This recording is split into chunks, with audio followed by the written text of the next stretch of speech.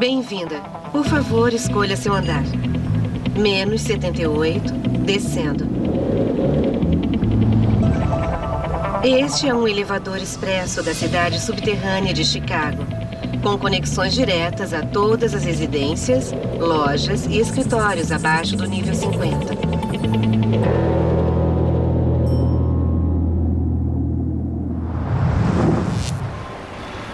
"20 anos antes.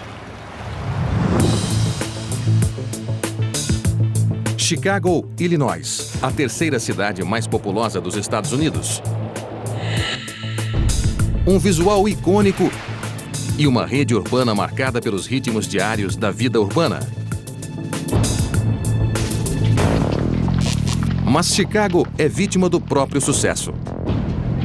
A cidade tem 2.800.000 habitantes e, em virtude disso, torna-se vítima de um ataque diário. Quase 7 milhões de pessoas entram e saem da cidade nos dias úteis. Até mesmo os subúrbios, que antes eram um antídoto ao caos da vida urbana, sofrem com os congestionamentos. Apesar das melhorias no sistema viário interestadual, o trânsito continua piorando.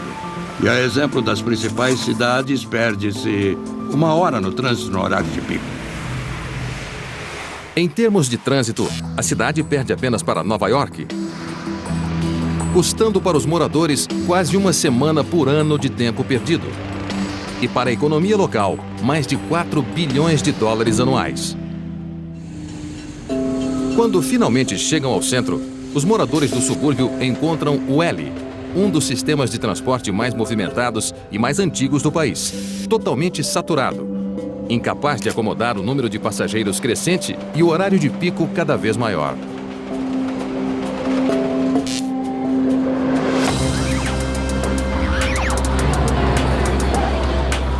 As estações do metrô e do L são feitas somente para 8 vagões. E então, para aumentar a capacidade do sistema, seria preciso aumentar o tamanho das estações e isto acabaria saindo muito caro. Áreas disponíveis no entorno da cidade são raras. Assim, a expansão lateral não é possível. E com o preço dos imóveis na região central nas alturas, a cidade precisa de uma solução drástica e inovadora. Chicago, que já conta com alguns dos prédios mais altos do país, terá de construir para baixo.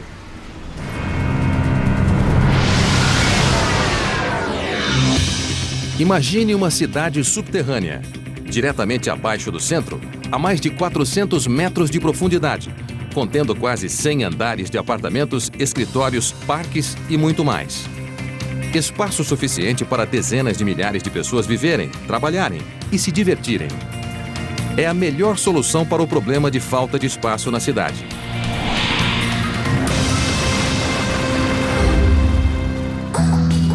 Vamos ter mais gente trabalhando, vivendo ou fazendo outras atividades nesse espaço subterrâneo. E hoje temos um espaço muito limitado na superfície. É um empreendimento tão grande, tão inovador, que vai exigir um projeto de obras públicas de dimensões, dificuldades e riscos sem iguais.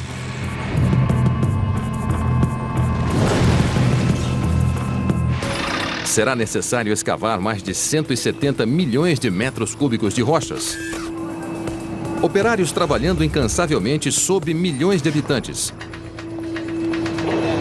Para construir espaços habitáveis com novos métodos de ventilação e iluminação. Para garantir que a cidade subterrânea tenha sucesso. Não será fácil, mas talvez seja necessário.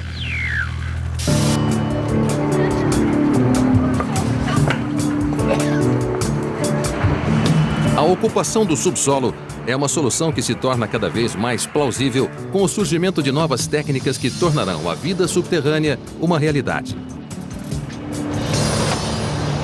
Tudo isso é tecnologicamente viável. Tudo vai depender do outro lado da engenharia que nos diz quanto vai custar e quanto vai demorar para construir. Chicago é o local ideal para este experimento ousado. Das cinzas do grande incêndio de 1871, a cidade cresceu para se tornar o epicentro de uma revolução arquitetônica, construindo o primeiro arranha-céu em 1885 e sediando a Feira Mundial mais influente da história em 1893. Ao construir no subsolo, Chicago ratificará sua reputação como uma das cidades mais progressistas do planeta. Mas talvez não seja a primeira. Amsterdã já propõe a construção subterrânea em um local onde não existe espaço na superfície. Nesta cidade holandesa, onde bondes, pedestres e 550 mil bicicletas disputam espaços nas ruas estreitas,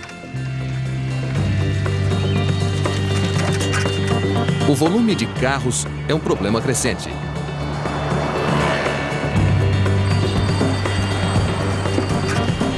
Amsterdã é uma bela cidade histórica e por isso há um tráfego intenso aqui. E não podemos curtir a cidade porque há trânsito por toda parte. Há trânsito nos canais, há trânsito nos cais, há trânsito aqui por toda parte. Antigos planejadores urbanos nunca imaginaram que um dia suas ruelas pitorescas seriam tomadas por automóveis. Atualmente existe um movimento para tirá-los das ruas.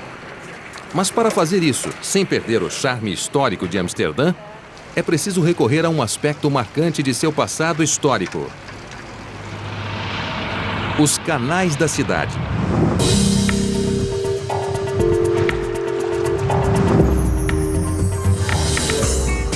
A ideia é construir uma rede de serviços subterrâneos abaixo dos 100 quilômetros de canais da cidade.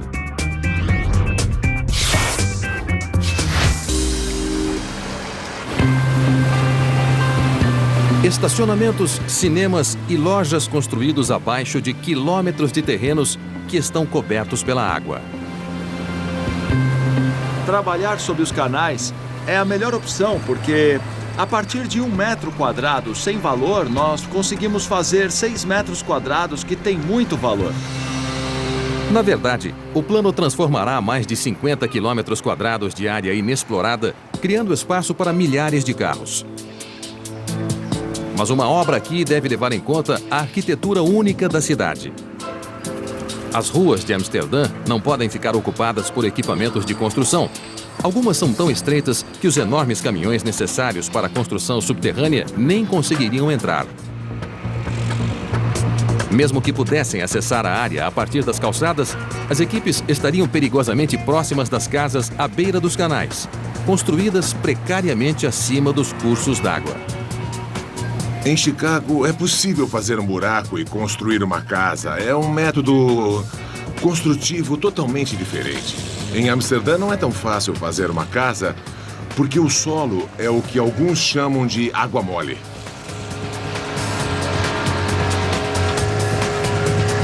A água mole, ou o solo permanentemente alagado de Amsterdã, torna a construção de estruturas grandes e pesadas quase impossível. Por esse motivo, os edifícios raramente têm mais que 3 ou 4 andares. A maioria das casas dos canais é sustentada apenas por estacas de madeira cravadas no solo alagado. As vibrações intensas geradas pela construção provocariam um desastre. Somente os canais ficam longe o bastante dos edifícios e são suficientemente largos para receber os equipamentos de construção. Mas os canais estão cheios de água. Assim, os engenheiros propuseram uma solução tão única quanto a própria cidade. O sistema de canais de Amsterdã tem 16 comportas, que podem ser fechadas a qualquer momento. Com as comportas fechadas, os canais podem ser drenados. Eu imagino que as pessoas podem achar que a coisa mais difícil é retirar a água que está dentro dos canais. Mas, na verdade, esta é tecnicamente uma das coisas mais fáceis. Depois de drenados os canais, as equipes começarão a trabalhar, escavando 9 metros abaixo antes de assentarem uma nova superfície, que será tanto o teto do complexo abaixo como o leito do canal acima. É uma solução que não só minimizará os riscos aos milhares de edifícios próximos aos canais, como evitará maiores perturbações à cidade. Como nós vamos trabalhar no espaço do canal, incomodaremos menos as pessoas. Mais tarde, para restaurar os canais, bastará abrir as comportas. Depois que terminarmos, os canais ficarão exatamente como estão agora, só que não haverá mais carros na superfície e nós poderemos curtir a cidade e as belas casas históricas. O projeto vai retirar milhares de carros dos passeios. E se der certo, poderá estimular outras cidades a fazer o mesmo. Só há um problema. Poucas cidades têm canais por onde acessar suas regiões centrais. Em Chicago, não há como escavar as ruas sem paralisar a cidade e irritar milhões de pessoas. Para ter uma Chicago melhor, engenheiros terão de cavar fundo.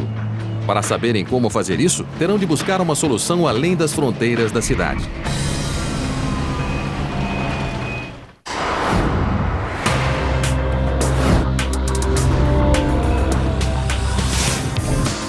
Chicago pode ser o local perfeito para este experimento subterrâneo. Porque bem abaixo do vidro, aço e asfalto dessa cidade histórica, existe um passado geológico ainda mais rico. É mais fácil pensar na geologia de Chicago como um bolo em camadas com materiais geológicos bem diferentes.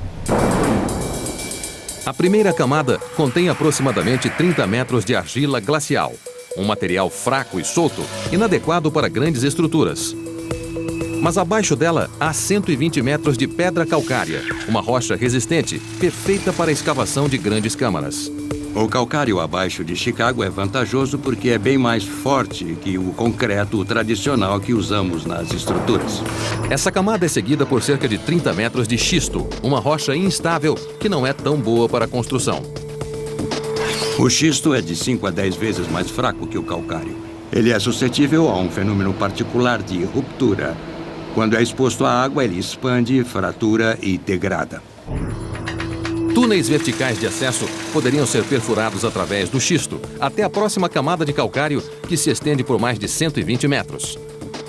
É um padrão que se repete novamente até 400 metros de profundidade, quando se atinge uma extensa camada de arenito. A superfície desse arenito é fraca e é tão fraca que pode ser extraída com uma mangueira de bombeiro. Essa fraqueza impede que a cidade subterrânea vá além. Mas são as camadas alternadas de calcário que tornam Chicago um local ideal para esse feito de engenharia geológica. E Chicago já conhece bem a escavação de calcário.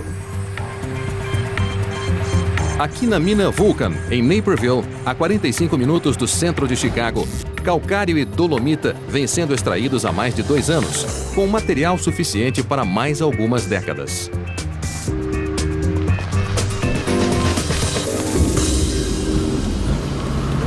Hoje as equipes descerão 120 metros para escavar o nível mais recente da mina.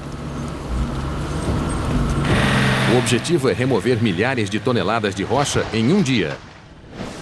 Isso é feito por um processo de perfuração e explosão.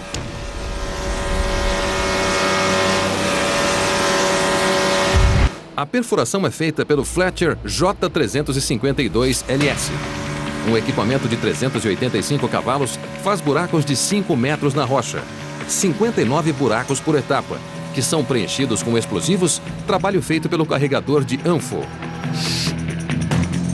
2 tanques neste caminhão contêm 2.200 quilos de ANFO, nitrato de amônio com óleo combustível.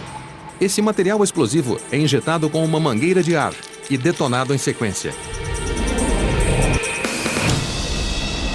É um processo lento e metódico. A perfuração e explosão devem ser feitas numa sequência rígida que inclui perfurar, carregar, evacuar, explodir, ventilar, e a dificuldade de transporte de pessoal durante a evacuação limita a um mínimo de 4 a 8 horas por etapa. A segurança é prioritária, mas o processo dá resultados. Os 500 quilos de ANFO usados nesta etapa deslocaram 1.400 toneladas de material, removendo uma camada de 4 metros da parede. As explosões criam um espaço aberto onde antes havia uma massa sólida de rocha. também cria um desafio para a engenharia estrutural que deve ser abordado imediatamente. A escavação de grandes aberturas provoca uma concentração de esforços que pode sobrecarregar a rocha se não houver reforço, e quanto maior e mais profunda a abertura, maior a concentração de esforço. Para compensar o problema, outra máquina faz buracos verticais que são preenchidos com epóxi e barras de aço, reforçando o teto.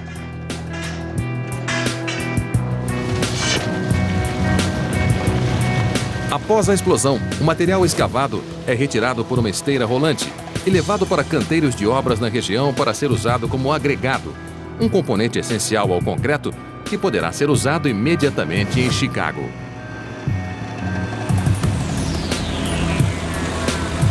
Se o material for bom e se for usado o calcário em Chicago, esse seria o caso, é possível usar esse material para fabricar concreto e parte dele voltaria para essa cidade subterrânea. Por que transportar para cima quando podemos mantê-lo lá embaixo e construir a cidade no local? A cidade subterrânea poderia usar parte do material, mas não a totalidade, deixando o material escavado suficiente para pavimentar mais de 50 mil quilômetros de ruas, que poderiam circundar o planeta uma vez e meia. Com a facilidade de escavação, o problema não é abrir espaço para uma nova cidade, mas sim sustentar a existente.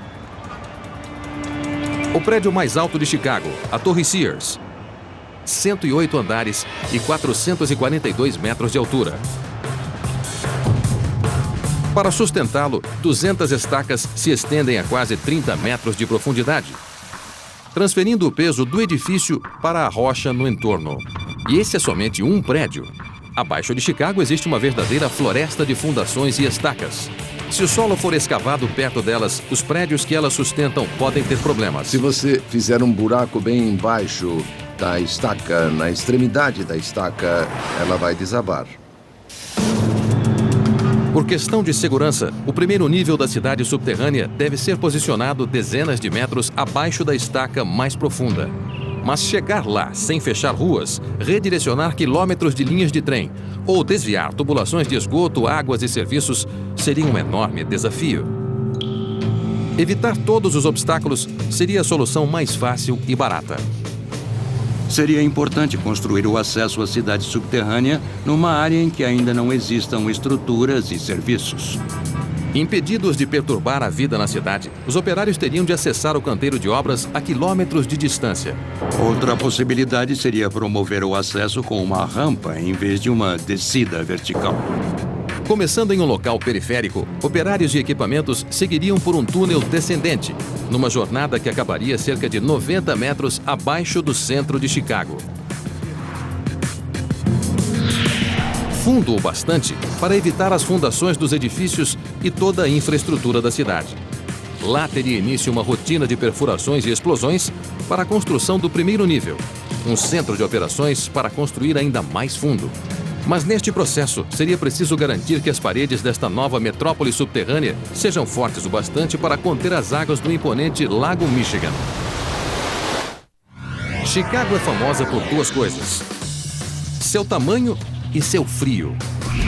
Mas um lugar que é maior e mais frio é Moscou. Com 15 milhões de habitantes na região metropolitana e mais de 3 milhões de carros causando os piores congestionamentos do mundo, o crescimento explosivo de Moscou está pondo a cidade em rota de colisão com a catástrofe. A maior prioridade no momento é acabar com o colapso do transporte na cidade e os congestionamentos constantes. A única solução para a capital russa é ir para baixo. Moscou tem um centro histórico. Para construirmos qualquer coisa sem arruinar a arquitetura histórica, nós temos que fazer isso debaixo da terra. A Rússia está realizando diversas obras subterrâneas com 2 novos projetos que visam salvar Moscou de seu próprio sucesso. O primeiro, Shopping Tverskaya, será o maior shopping center subterrâneo da Europa, com 4 andares e ocupando uma área de mais de 32 mil metros quadrados. Mas a construção provoca o desvio de 294 mil carros que percorrem as ruas adjacentes diariamente. e os operários precisam trabalhar perigosamente próximos ao tráfego. O segundo local, a Praça Paveletskaya, um dia será um complexo de 5 andares com centro de compras e estacionamento, integrado à estação de trem acima dele. Mas antes, os construtores precisam lidar com o solo frágil e lamacento da cidade. Moscou tem uma combinação de solo muito diferente e difícil, por isso cada construção requer diversos estudos abrangentes. O solo mole não representa problema para erguer edifícios pequenos, característicos da cidade, mas não é adequado à construção subterrânea. Para se chegar a um estrato firme o bastante para a construção, é preciso escavar cerca de 30 metros até um solo mais firme. A única coisa que eu sei é que nada é tão difícil assim quando se trata da construção subterrânea em Moscou. Nós temos todos os equipamentos necessários e sabemos como fazer, porque começamos a construir no início do século passado. Um dos grandes feitos desse legado histórico pode ser visto dezenas de metros abaixo do solo, no metrô de Moscou. O sistema ferroviário subterrâneo da cidade é um dos mais movimentados do mundo. Todos os dias, 9 milhões de passageiros embarcam em 4.000 trens e passam por 177 estações ao longo de 300 quilômetros de linhas. E o metrô está em constante expansão para atender à demanda. A mais nova estação é Park Pobedi. Inaugurada em 2003, após 16 anos de construção, ela apresenta uma lista impressionante de superlativos. As mais longas escadas rolantes da Europa levam 4 minutos para transportar os usuários até plataformas a 100 metros de profundidade. É a mais profunda estação de metrô do mundo. Na Praça Paveletskaya, os operários conhecem muito bem esses desafios. Não é possível simplesmente escavar um buraco gigante para um shopping subterrâneo, pois é muito difícil conter o solo lamacento de Moscou. Então hoje, em vez de cavar o espaço para o complexo e revesti-lo com paredes de concreto, eles estão fazendo o oposto, construindo as paredes primeiro. Esse é o trabalho dessa escavadeira. 6 conjuntos de lâminas cortam o solo, abrindo uma câmara de 60 centímetros de largura, que quase imediatamente é preenchida com concreto, formando as paredes de um complexo que ainda será escavado. É uma tarefa lenta e trabalhosa que exige paradas frequentes para se fazer a limpeza. Assim que as paredes endurecem, os operários podem continuar a escavar. Mas as dificuldades não acabam por aí. A escavação em uma cidade envolve o desvio de tubulações de serviços, esgoto e outros elementos de infraestrutura. Por fim, as equipes poderão escavar totalmente esta seção do shopping Paveletskaya. Do outro lado do canteiro de obras, os operários já estão a 30 metros de profundidade, revestindo as paredes com armaduras de aço, concreto e plástico. Com tanta água penetrando, o risco de desabamentos é grande. Por isso, essas traves gigantescas, com 1,5 metro de diâmetro e 60 metros de comprimento, são usadas para escorar as paredes. Apesar do tamanho, elas são temporárias e serão retiradas quando todas as paredes forem reforçadas. Como a água sempre encontra o caminho de menor resistência, engenheiros precisam ficar atentos mesmo que a Praça Paveletskaya esteja a 800 metros do rio Moscou.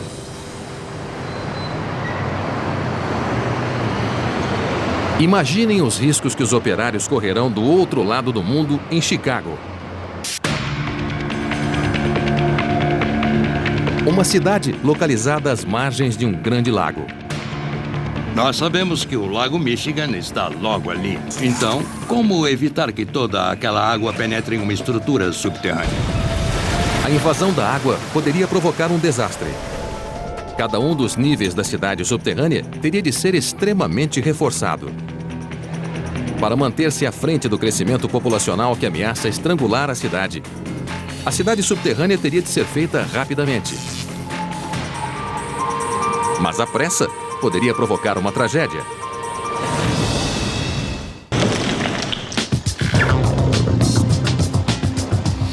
Um dia, a cidade subterrânea de Chicago vai se parecer menos com isto e mais com isto.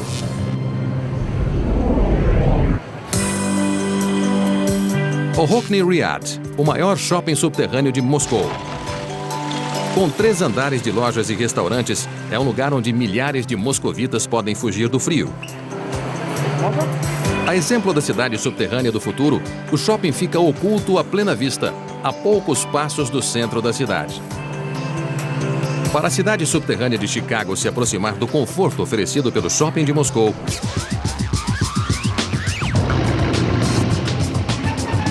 ela terá de resolver uma questão prioritária.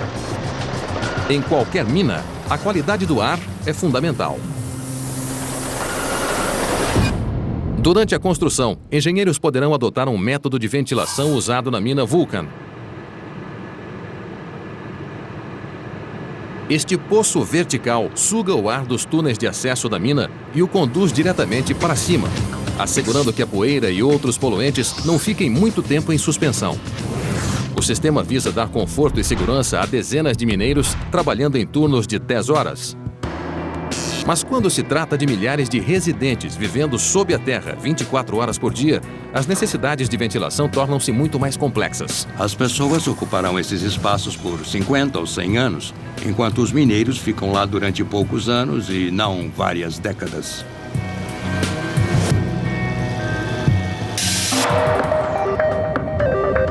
Bem abaixo da superfície, não haverá janelas abertas, nem brisas para manter o ar fresco circulando. A ventilação é um problema que já foi solucionado, bem além das necessidades de qualquer cidade subterrânea, em Boston, Massachusetts. Aqui, os engenheiros responsáveis pelo Big Dig, o mais caro projeto público na história dos Estados Unidos, se viram diante de milhares de carros percorrendo mais de 6 quilômetros de túneis diariamente, emitindo toneladas de gases tóxicos. Veículos em movimento fazem o ar circular pelos túneis, mas congestionamentos fazem o ar estagnar, levando ao acúmulo de gases perigosos. Assim, os responsáveis pela obra instalaram um sistema de ventilação complexo para manter o ar em movimento. Perto das aberturas dos túneis, ventiladores de alta pressão fazem o ar circular. Mas com alguns túneis alcançando 36 metros de profundidade, foram necessárias algumas medidas extremas para levar o ar ao subsolo. Bem abaixo deste edifício, no coração de Boston, ficam os pulmões da artéria central do sistema de túneis. Uma edificação de 38 metros de altura capta o ar fresco e o transfere aos túneis abaixo. O ar é sugado através daquelas aberturas que vemos ali atrás e desce para uma câmara de ventiladores e através de uma série de dutos até o túnel. 30 metros abaixo da superfície, em uma enorme sala de entrada, ventiladores gigantescos conduzem o ar fresco poço abaixo. Motores de 400 cavalos são capazes de mover 9.400 metros cúbicos por minuto e de gerar ventos de até 100 km por hora. É um sistema poderoso, baseado em técnicas antigas. A cidade subterrânea de Chicago aplicará boa parte da tecnologia usada em Boston, mas numa profundidade 10 vezes maior. As paredes e pisos da cidade subterrânea estarão repletos de câmaras de ventilação. Ventiladores na parte inferior da cidade puxarão ar fresco através de túneis de admissão localizados na parte superior, de onde descerá 400 metros e circulará por toda a cidade, antes de voltar à superfície para ser expelido. O controle da qualidade do ar durante 24 horas para uma população residente e não apenas para o tráfego de carros exigiria muito mais ventiladores e um sistema de controle que seria os olhos e ouvidos da cidade subterrânea. É algo que daria segurança e tranquilidade aos residentes abaixo de Chicago, caso o impensável acontecesse. Com a construção da cidade subterrânea, um fator do clima lendário de Chicago seria amenizado, talvez até eliminado totalmente. Há vantagens de se viver no subterrâneo. Por exemplo, não ficaríamos sujeitos aos caprichos do inverno de Chicago. Bem abaixo das ruas da cidade, residentes não teriam de se preocupar com a neve ou com o aquecimento. Porque se existe uma coisa previsível na vida subterrânea, é a temperatura. Não importa o calor ou o frio que esteja fazendo em Chicago. 6 metros abaixo da superfície faz cerca de 13 graus Celsius em qualquer época do ano. Mas quanto maior a profundidade, mais quente será. Graças a um fenômeno chamado gradiente geotérmico. Na superfície, as temperaturas são afetadas pelo Sol e pelas mudanças atmosféricas. Mas até 60 metros de profundidade, a temperatura permanece constante. A partir daí, para cada 30 metros a mais de profundidade, a temperatura sobe cerca de 1 grau Celsius. Felizmente, na cidade subterrânea, os limites geológicos da construção vão garantir que as coisas não fiquem quentes demais. Seria bom estar sempre entre 18 e 20 graus do que sofrer a variação de menos 20 até 40 graus que temos na superfície. O clima constante é uma vantagem que a cidade subterrânea levará sobre a superfície. Mas há uma qualidade com a qual ela não poderá competir. Provavelmente a questão mais importante seria a iluminação em si. Porque sem iluminação artificial, lá embaixo vai ficar totalmente escuro. A luz do dia, tão vital para a saúde e a felicidade humana, só pode vir de uma fonte. Mesmo em Moscou, com apenas 70 dias ensolarados por ano, o shopping center subterrâneo Ortony Riad faz o que pode com claraboias que decoram o teto e permitem que a luz solar chegue a 3 andares abaixo. É uma solução que funcionaria em Chicago também, até certo ponto. Enormes claraboias iluminariam os níveis superiores da estrutura, mas mais abaixo não haveria como a luz solar chegar às pessoas. Esse simples fato tornaria a vida na superfície, apesar do frio, a escolha de muitos. Mas se existir uma solução, ela poderá ser encontrada no Centro de Pesquisas da Iluminação do Instituto Politécnico Rensselaer, em Troy, Nova York. Aqui os pesquisadores estudam os efeitos da luz na saúde e no sistema circadiano, o ciclo de 24 horas que todos os seres humanos são programados para seguir. O sistema circadiano segue um padrão regular de 24 horas e esse é um padrão com o qual crescemos ao longo da evolução. Somente nos últimos 100 anos temos a luz elétrica que nos permitiu estender a luz ao longo da noite, mas o que aconteceu nos últimos 100 anos é que passamos a viver fechados. Com a vida em escritórios e casas com luz elétrica, seres humanos romperam o padrão de luz e escuridão que regula o sistema circadiano. Nós podemos ter uma luz perfeita para ver e mesmo assim estar numa escuridão biológica. Nem sempre estimulamos o sistema circadiano com a luz elétrica.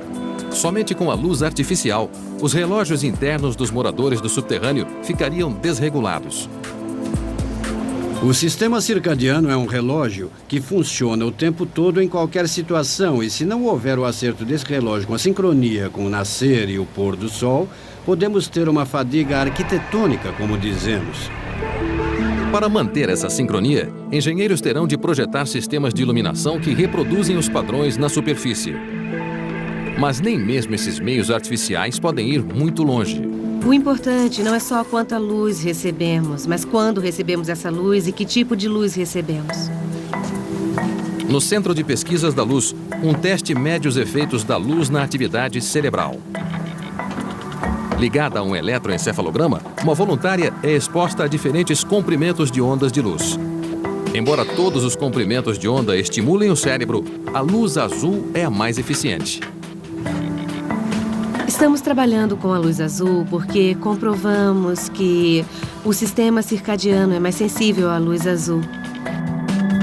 Talvez isso aconteça porque a cor do céu programou nossos cérebros a responder ao comprimento de onda azul da luz visível. O Instituto descobriu que a necessidade da luz azul está tão enraizada no DNA humano que basta uma pequena quantidade para nos deixar alertas. Dessa forma, podemos alcançar os mesmos resultados, reduzindo os níveis de melatonina ou aumentando as atividades cerebrais com uma quantidade menor de energia, com menos luz. É uma forma eficiente de impactar o sistema circadiano. Essa economia de energia dispensaria a cidade de ter de banhar áreas comuns com luz azul ou utilizar luzes superquentes para simular a luz solar. Em vez disso, os moradores poderão adotar uma abordagem mais pessoal. A luz azul é muito eficaz para o sistema circadiano. Podemos ter níveis muito baixos de luz azul e ainda assim impactar o sistema circadiano. Uma breve exposição à luz azul é tão eficaz quanto o uso de um método mais comum para despertar. O que podemos fazer, da mesma forma que uma xícara de café, é usar a luz por 15 ou 20 minutos para nos despertar e então nos deixar um pouco mais alertas. É um campo de estudos tão novo que os pesquisadores estão apenas começando a aplicar suas descobertas na arquitetura moderna. Quando projetamos a iluminação elétrica de um edifício, na verdade, não fazemos isso pensando na utilização da luz azul.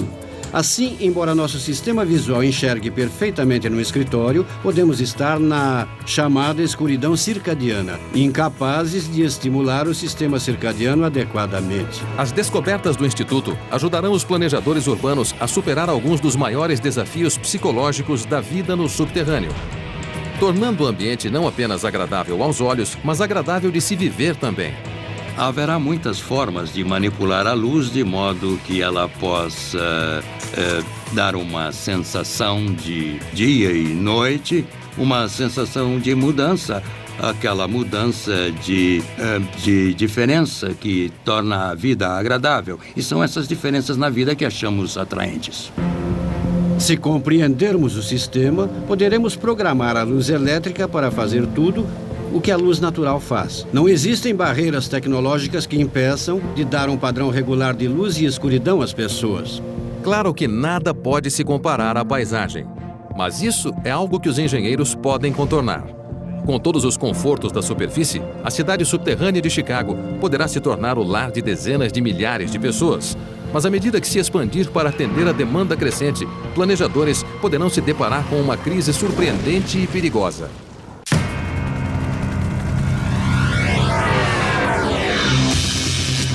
Após a construção da cidade subterrânea, superados os desafios da construção, não é só a vida abaixo de Chicago que começará a melhorar. Na superfície, a cidade terá menos gente, menos carros e um sistema de transporte público mais confortável, uma vez que as pessoas não virão mais de fora da cidade, mas debaixo dela.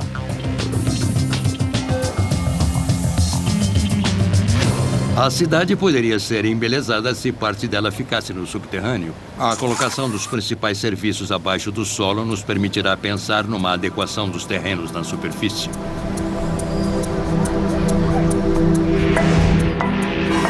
Foi o que aconteceu em Boston, após o Big Dig. A cidade se recuperou, digamos assim, e parte dos terrenos foi dedicada ao uso público em vez de ter uma via elevada sobre eles. Agora existem parques, onde antes havia estruturas de aço. As melhorias na superfície poderão ajudar a obter apoio para a expansão da cidade subterrânea. Mas a escavação contínua abaixo dos arranha-céus de Chicago poderá gerar oposição. E a cidade subterrânea terá de navegar em território desconhecido. O estado de Illinois é dono do fundo do lago a partir da margem e não há prédios lá. Talvez seja muito mais barato e mais rápido continuar a cidade subterrânea a partir da margem do lago.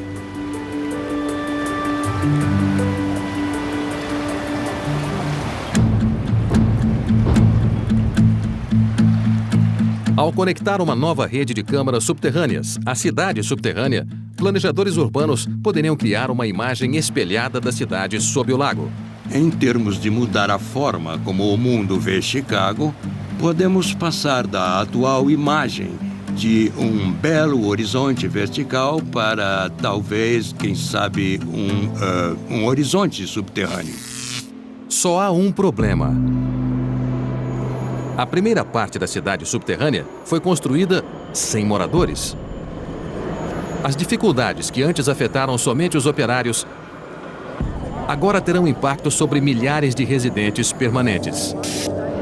Jamais veremos a imagem completa no subterrâneo da mesma forma que na superfície. Os aspectos desconhecidos serão maiores e teremos de lidar com isso durante a construção. A questão mais importante seria a possibilidade de haver algum tipo de depósito de gás antigo localizado ali.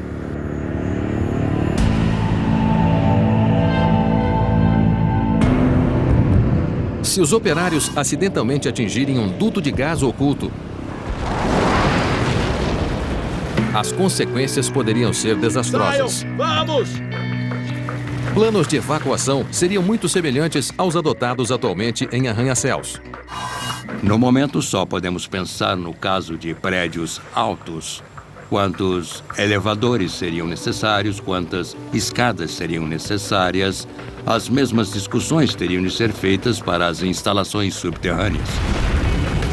Mas a centenas de metros abaixo da superfície, essas considerações seriam invertidas.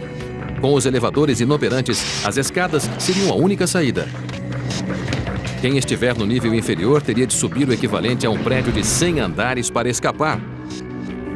Algo inviável para crianças pequenas, idosos ou deficientes. As emergências exigiriam reações rápidas por parte das autoridades, que isolariam os pontos problemáticos do restante da cidade, expelindo os gases nocivos. Os desafios tecnológicos da construção no subterrâneo podem ser superados. Pode custar mais ou custar menos, mas sob o aspecto tecnológico, não há muita coisa que não possamos fazer atualmente. Os desafios psicológicos já são outra história. A questão é quanto tempo uma pessoa passaria no subterrâneo. Qual é o limite em que ela vai dizer, não quero mais fazer isso? Mas com as cidades superlotadas, lutando para lidar com o crescimento populacional, essas preocupações poderão ser superadas pela necessidade prática. Os moradores de Chicago levarão algum tempo para aceitar a necessidade de viver no subsolo. Daqui a 10 ou 15 gerações, se as pessoas não tiverem outra opção a não ser viver no subterrâneo, elas vão aceitar isso. Eu acho que o ser humano é uma espécie muito resistente e se acostuma a coisas que não achávamos que se acostumaria. Por isso eu acho que os humanos vão se acostumar a viver no subterrâneo e eu acho que eu também me acostumaria. Um dia, pessoas no mundo todo farão mais que apenas comprar ou dirigir abaixo da superfície. Um dia, poderemos viver lá.